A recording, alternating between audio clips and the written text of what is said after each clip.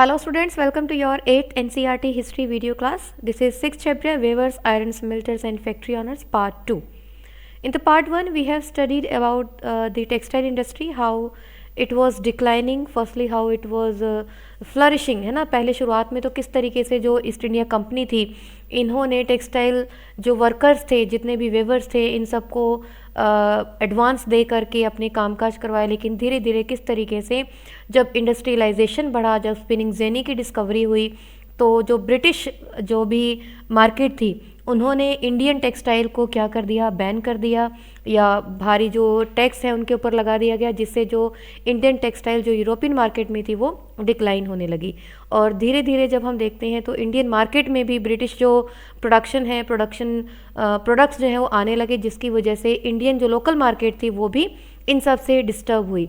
जो वीवर्स थे, वो रंगरेज की हम बात करें, छिपीगार, जो अलग अलग स्टाइल्स हमने पढ़ी, इन सभी ने जो है किस तरीके से सफ़र किया। तो ये सब चीज़ें हम पढ़ चुके हैं। अब हम बात करेंगे जो कॉटन इंडस्ट्रीज, यानी कि जब फर्स्ट वर्ल्ड वॉर हुआ और जो ब्रिटिश कंपनी थी वो किस तरीके से सिर्फ वॉर की सप्लाईज़ में ही इन्वॉल्व हुई, तो जो इंडियन टेक्सटाइल जो थी कंपनी और साथ के साथ जो नेशनल मूवमेंट चल रहा था उसकी वजह से जो लोकल टेक्सटाइल इंडस्ट्री थी वो डेवलप होने लगी। साथ ही साथ जो कॉटन मिल्स हैं वो एस्टैब्लिश होने लगी, जैसे अहमदाबाद, शोलापुर, नागपुर, कानपुर, इन सब जगहों पर धीरे धीरे जो है टेक्सटाइल इंडस्ट्रीज़ वो एस्टैब्लिश हुई। और जब ये कंपनीज एस्टैब्लिश हुई तो जितने भी वर्कर जो इधर उधर माइग्रेट हो गए थे या दूसरे कामों में लग गए थे, दूसरे देशों में चले गए थे, तो कुछ जो लोग थे इनको यहाँ पर कामकाज भी मिलने लगा। तो कॉटन मील की हम बात करें सबसे पहले, तो इंडिया के अंदर जो सबसे पहली मील है वो कहाँ पर एस्टैब्लिश हुई थी? बॉम्बे के अंदर 1854 में। ओके, ध्यान रखना है आपको, आगे तक आपके काम आने वाला है। 1854 बॉम्बे, पहली कॉटन मिल जो इंडिया में स्टैब्लिश हुई। From the early 19th century Bombay had grown as important port of the export of raw cotton from India to England and China. अब इम्पॉर्टेंट पोर्ट बन गया है क्योंकि यहाँ पर जो रास्ता था बीच का, जो वेस्टर्न इंडिया वाला जो ट्रैक था, वहाँ पर ब्लैक सॉइल बहुत ज़्यादा मिलती थी, और ब्लैक सॉइल में हम जानते हैं कॉटन प्रोडक्शन बहुत अच्छा होता है। तो इस तरीके से ये जो पोर्ट था वो बहुत प्रोमिनेंट हो गया, यानी कि यहाँ से जो है एक्सपोर्ट होने लगा रॉ कॉटन इंग्लैंड और चाइना के पास। When the cotton textile mills came up they could get supplies of raw material with easy, यानी कि बड़ी ईजीली सारी चीज़ें जो है वो धीरे धीरे जो है वो मैनेज होने लगी। ठीक है, ये देखो एक इमेज के थ्रू यहाँ पर आपको दिखाया गया है कि किस तरीके से कॉटन फैक्ट्री के अंदर जो सिरका जो है 1900 की फोटोग्राफी जो है दिखाई गई है यहाँ पर। अब और जो दूसरी जो इंडस्ट्रीज़ हैं या कॉटन मिल्स हैं उनकी हम बात करें कि कैसे स्टैब्लिश हुई। By 1900 over 84 mills started operating in Bombay. Many of these were established in by Parsis and Gujarati जो बिजनेसमैन थे उनके द्वारा ये चलाई जा रही थी। और जो चाइना के साथ मिलकर इन्होंने जो है वो had made their money through trade with China, बहुत ज़्यादा बिजनेस इन्होंने अपना गेन किया। Mill came up in other cities too, दूसरे शहरों में भी जो है सेटल होने लगी, जैसे 1861 में अहमदाबाद में इस्टेब्लिश हुई, इसके बाद कानपुर में हुई जो यूनाइटेड प्रोविंसेस थी। और जो कॉटन मिल्स की ग्रोथ जो थी, इससे लेबर की भी डिमांड बढ़ने लगी। जब मिल बढ़ेंगी तो उन पर काम करने वाले लोगों की भी ज़रूरत होगी। तो जितने भी पीजेंट्स थे, आर्टिसंस थे, एग्रीकल्चर लेबरर्स थे जो अलग अलग जगहों पर चले गए थे, वो अब इन मिल के अंदर आकर के उनको कामकाज भी मिलने लगा। शुरुआत के जो साल थे उस समय तो जो इंडियन जो ये टेक्सटाइल इंडस्ट्री थी इसको बहुत ज़्यादा प्रॉब्लम्स फेस करनी पड़ी। क्यों? क्योंकि जो इंपोर्ट हो रहा था, जो ब्रिटेन से जो भी प्रोडक्शन, जो भी टेक्सटाइल आ रहा था वो बहुत सस्ता था, तो उससे कम्पीट करना इंडियन टेक्सटाइल के लिए बहुत मुश्किल था। और दूसरी चीज़ जो हम देख रहे हैं कि जितने भी गवर्नमेंट्स थी अपने अपने एरिया के इंडस्ट्रीज़ को फ्लरिश करने के लिए, इंडस्ट्रियलाइजेशन को बढ़ाने के लिए जो इम्पोज ड्यूटीज़ हैं वो लगा रही थी इम्पोर्ट के ऊपर, यानी कि जो बाहर से आने वाला सामान है उसके ऊपर टैक्स लगा रही थी बहुत ज़्यादा, जिससे बाहर का सामान जो है उनके देश में कम आए और जो लोकल इंडस्ट्रीज़ हैं वो ज़्यादा से ज़्यादा डेवलप हों। लेकिन जो इंडिया की हम बात करें, यहाँ पर कंडीशन बिल्कुल उल्टी थी। जो कॉलोनियल गवर्नमेंट थी वो यहाँ की लोकल मार्केट को डेवलप होने ही नहीं देना चाहती थी, जो लोकल इंडस्ट्रीज़ थी उनको जो है वो रिफ्यूज़ करती थी। लेकिन जो फर्स्ट स्पर्ट आई, यानी कि जो पहली लहर आई, जो हम बात कर रहे हैं कॉटन फैक्ट्री के फ्लरिश होने की, वो कब आई? फर्स्ट वर्ल्ड वॉर के दौरान। क्योंकि जितना भी टेक्सटाइल था वो इंपोर्ट हो रहा था, ब्रिटेन का जो है वो डिक्लाइन हो गया था, यहाँ आना कम हो गया था, और इसलिए जो इंडियन फैक्ट्रीज़ जो थी उनको जो है मिलिट्री की सप्लाई करने के लिए उन सबको जो है ऑर्डर्स दिए गए, यानी कि जो इंडियन फैक्ट्रीज थी उनको अब जो है मिलिट्री सप्लाई के मतलब मिलिट्री के जो भी कपड़े होते थे या जो भी वहाँ की ज़रूरतें होती थी उनको पूरा करने का ऑर्डर जो है अब इंडियन फैक्ट्रीज को भी मिलने लगा। यानी कि जो फर्स्ट वर्ल्ड वॉर था उस समय ही जो है इंडियन टेक्सटाइल को मौका मिला अपने आप को प्रूव करने का। ठीक है, चलिए, तो ये हो गई हमारी कॉटन इंडस्ट्री। अब हम बात करेंगे जो हमारा नेक्स्ट था आयरन एंड स्टील।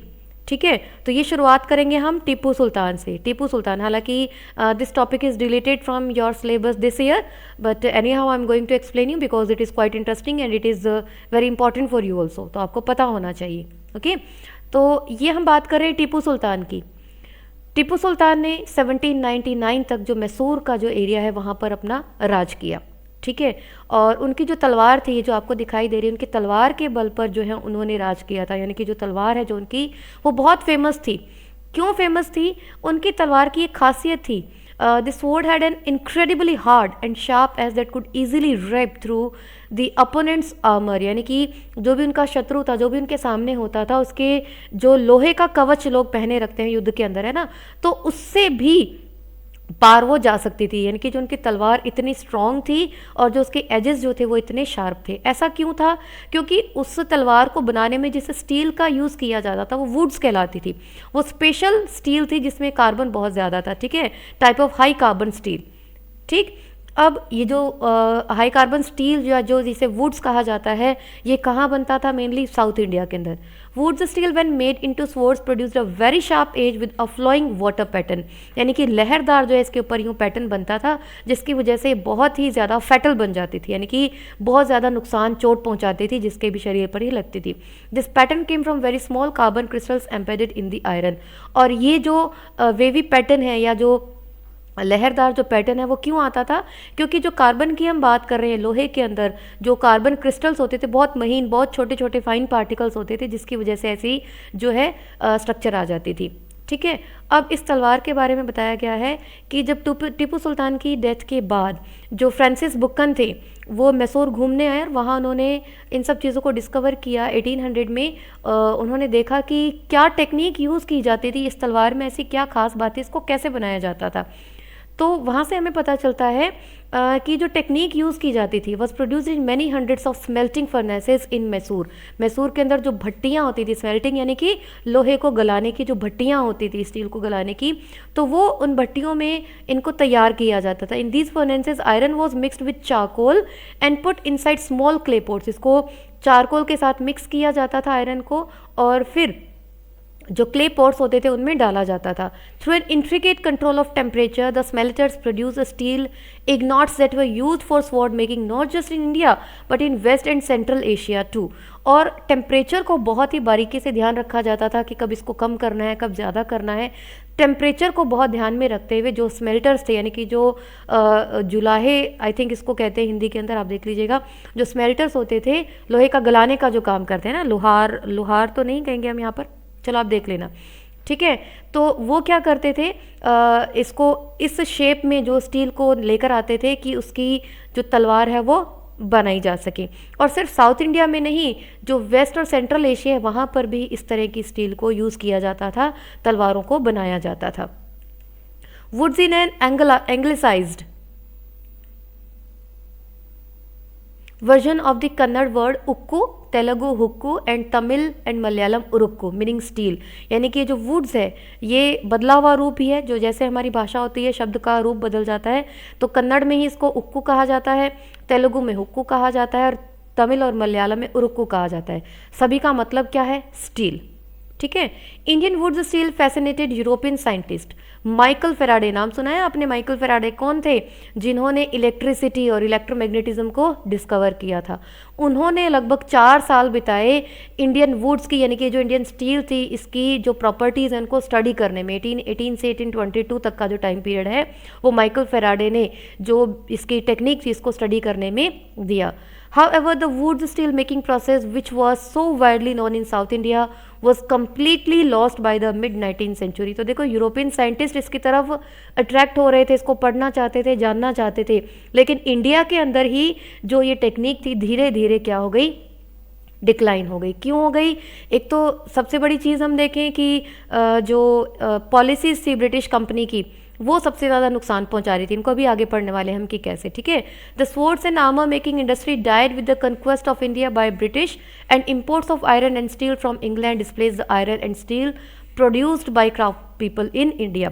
वही चीज़, जैसे जैसे इंडस्ट्रियलाइजेशन बढ़ा तो ब्रिटिश जो मार्केट थी, ब्रिटिश कंपनी थी, वो अपना जो आयरन और स्टील है वो यहाँ आकर बेचने लगी, जिससे जो लोकल मार्केट थी वो धीरे धीरे ख़त्म होने लगी। जैसे हमने टेक्सटाइल इंडस्ट्री के अंदर पढ़ा, सेम चीज़ जो है वो यहाँ पर हुई, ठीक है। चलिए, अबेंडेंट फर्नेसेस इन विलेजेस। जब साउथ के इन गांवों की बात की जाती है तो यहाँ पर पता चलता है कि ये जो स्मेल्टर्स थे, जो भट्टियाँ थी, ये घर घर में एक तरीके से हम कह सकते थे, यानी कि बहुत ज़्यादा इस टेक्निक को यूज़ किया जाता था। जो वुड्स स्टील बनाने का काम है बहुत ज़्यादा था। Production of wootz steel required a highly specialised technique of refining iron, यानी कि जो आयरन है, जो लोहा है, जो ओर होता है, यानी कि जो कच्चा माल होता है, रॉ मटेरियल होता है, उससे इसको रिफाइन करना एक मतलब प्रॉपर प्रोसेसिंग उसकी होती है, जिसमें हम टेम्परेचर को प्रॉपर मेंटेन करते हैं। तो ये बहुत ही हाईली स्पेशलाइज्ड टेक्निक थी। लेकिन iron smelting in India was extremely common till the end of the 19th century. लेकिन हमारे लिए बहुत ज़्यादा खास नहीं थी, क्योंकि ये कॉमन चीज़ थी 19th सेंचुरी तक। In Bihar and central India in particular, every district had smelters that used locals deposit of ore to produce iron, which was widely used for the manufacturing of implements and tools for daily use। यानी कि mainly अगर देखें बिहार और central India की, जहाँ पर जो iron ore है वो बहुत ज़्यादा मिलता है, तो वहाँ पर ये स्मेल्टर्स बहुत ज़्यादा होते थे। लोकल जो डिपॉजिट हैं, आयरन ओर है, उसको यूज़ करते थे और इनको अलग अलग चीज़ें बनाने में इनका यूज़ किया करते थे। The furnaces were most often built of clay and sun dried bricks, यानी कि क्ले की या जो ईंटें हैं सन ड्राइड धूप में सुखाई हुई, उनसे बनाई जाती थी। The smelting was done by man, by women work the bellows pumping air that kept the charcoal burning.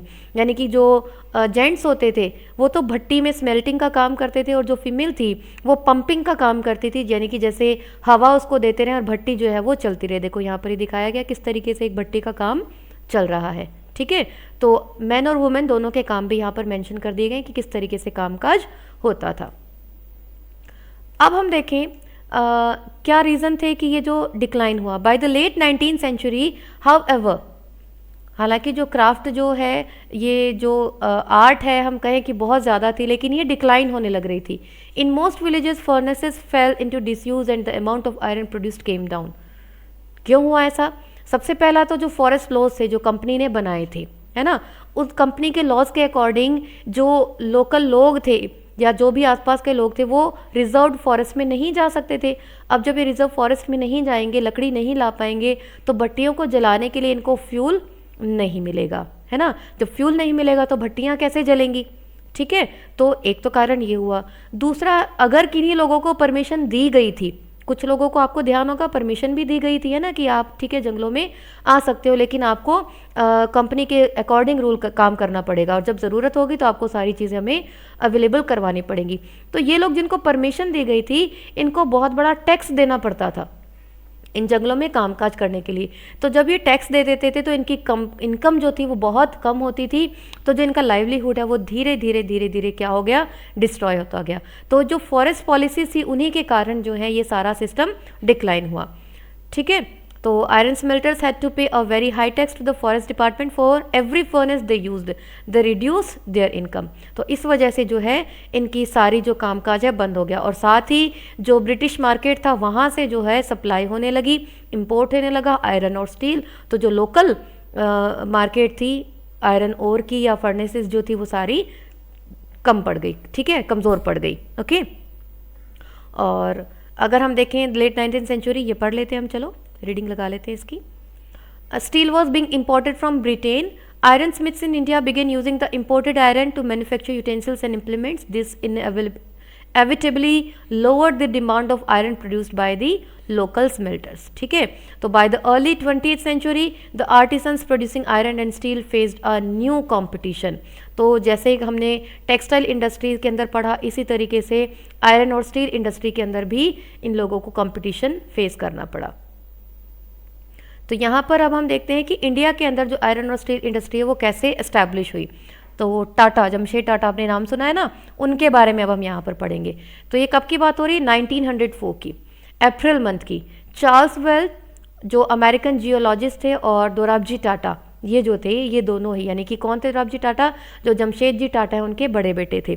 ये सब छत्तीसगढ़ में घूम रहे थे क्योंकि ये क्या चाहते थे, ये इंडिया के अंदर जो स्टील सेटअप है, आयरन इंडस्ट्री है, वो बनाना चाहते थे। तो आयरन डिपॉजिट जो है वो जगह जगह ढूंढते हुए घूम रहे थे कि कहाँ से जो आयरन ओर है वो मिल सकता है और जहाँ हम इस इंडस्ट्री को इस्टेब्लिश कर सकते हैं।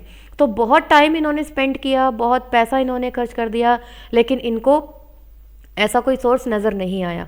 तो Jamshedji Tata had decided to spend a large part of his fortune to build a big iron and steel industry in India, but this could not be done without identifying the source of fine quality iron ore। ठीक है, तो इनको नहीं मिल पा रहा था। तो एक दिन घूमते घूमते जंगलों में इनको जो है weld and Dorabji came upon A small village, एक छोटे से गांव में ही आए और वहाँ पर इन्होंने देखा कुछ आदमी और औरत जो है अपनी बास्केट्स के अंदर आयरन और भर भर के लेकर आ रहे हैं। और ये लोग कौन थे? अगारीज, ठीक है, कम्युनिटी थी ये। तो इन्होंने इनसे जाकर के पूछा, भाई आप ये जो आयरन हो रहे कहाँ से लेकर आ रहे हो?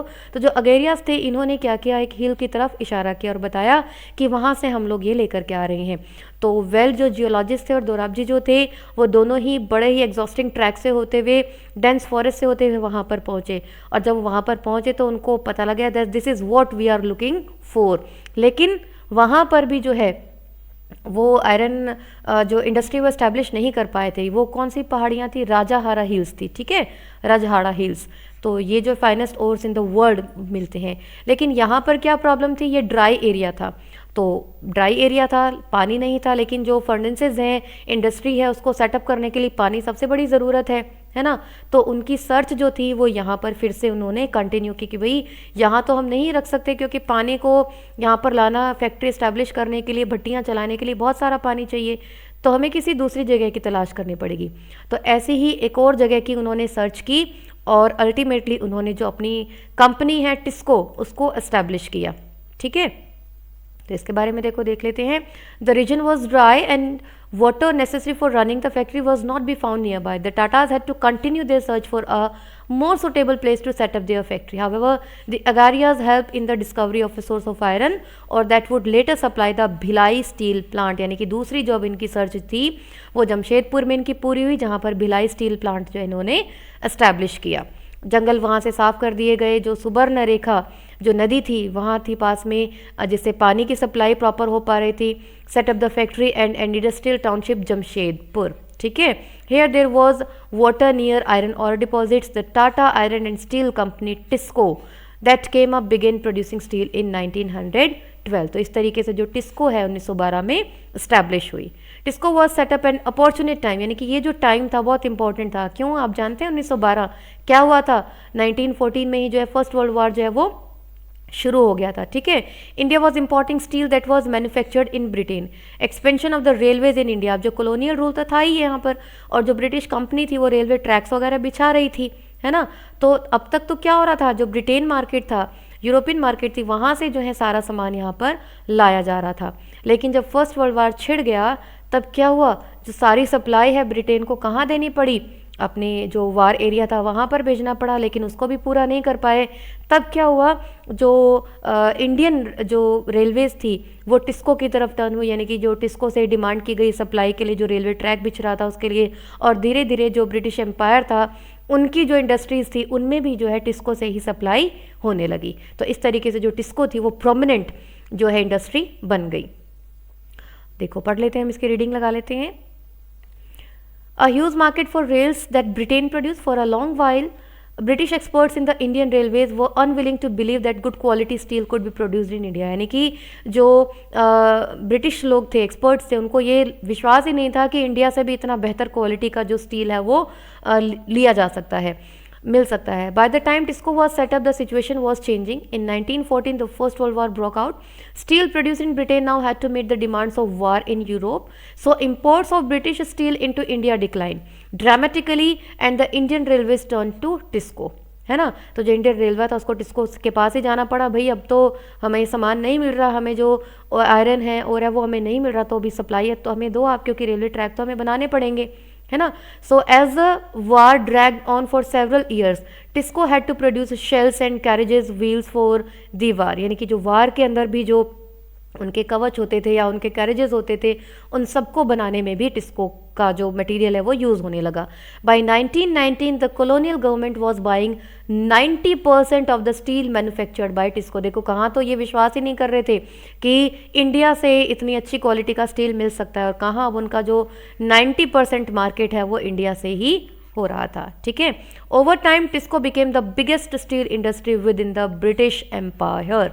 ब्रिटिश एम्पायर की सबसे बड़ी जो कंपनी है स्टील इंडस्ट्री बन गई। In the case of iron and steel as in the case of cotton textile, industrial expansion occurred only when British imports into India declined and the market for Indian market is flourished when the First World War broke out. ठीक है, जैसे cotton industry की हमने बात की, textile industry की, इसी तरीके से जो स्टील इंडस्ट्रीज थी उनको भी वही सब चीज़ें फेस करनी पड़ी। ठीक है, this happened during the First World War and after. As the nationalist movement developed and the industrial classes became stronger, the demand for government protection became louder, struggling to retain its control over India. The British government had to concede many of these demands in the last decades of the colonial rule. तो इस तरीके से जो company है वो flourish होने लगी। अब देखो इसी तरीके से जो एल्सवेयर चलते चलते हम जो बात करते हैं, जापान का यहाँ पर एग्जांपल दिया है ना। देखो अगर हम इंडिया की बात करें तो इंडिया में जो कॉलोनियल रूल था, यानी कि बाहर की कोई जो रूल है वो कर रहा था, कॉलोनियल डोमिनेशन हो गई थी इंडिया के अंदर, वो फ्लरिश नहीं होने दे रहा था। वहीं जापान की अगर हम बात करें तो उसे डर था कि कहीं कोई कॉलोनियल रूल इसके ऊपर इम्प्लीमेंट ना हो जाए, तो उससे बचने के लिए ये अपनी इंडस्ट्रीज़ को क्या कर रहा था, प्रमोट कर रहा था। ठीक है, तो इंडिया क्यों नहीं डेवलप हो पाया इंडस्ट्रियलाइजेशन का उस समय, एक जो टाइम पीरियड था उस समय की हम बात कर रहे हैं, क्यों? क्योंकि कॉलोनियल रूल इसको डेवलप नहीं होने दे रहा था। वहीं जापान जो है इस कॉलोनियल रूल से डरता हुआ अपने आप को डेवलप कर रहा था। ठीक है, the history of industrialisation of Japan in the late 19th century presents a contrast to that of India. The colonial state in India, keen to expand the market for British goods, was unwilling to support Indian industrialists, है ना, वो support नहीं कर रहा था जो British market था।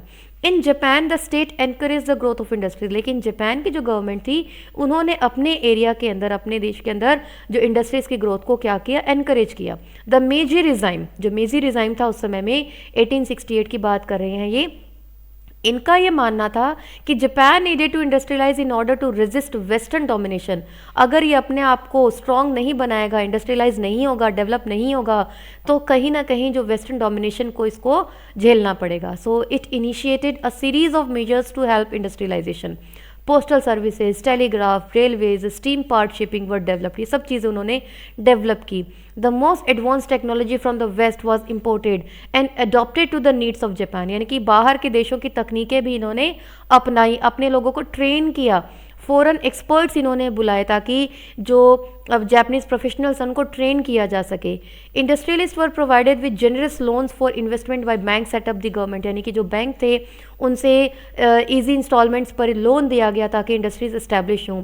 Large industries were first started by the government and then sold off at cheap rates to business families, यानी कि पहले तो है गवर्नमेंट ने बड़ी बड़ी इंडस्ट्रीज़ को उनकी शुरुआत करी, इस्टेब्लिश कर दिया, लेकिन जब वो कामयाब हो गई तब उन्होंने जो भी छोटे छोटे बिजनेस हाउसेस थे उनको इन्होंने बेच दिया। In India, colonial domination created barriers for industrialization.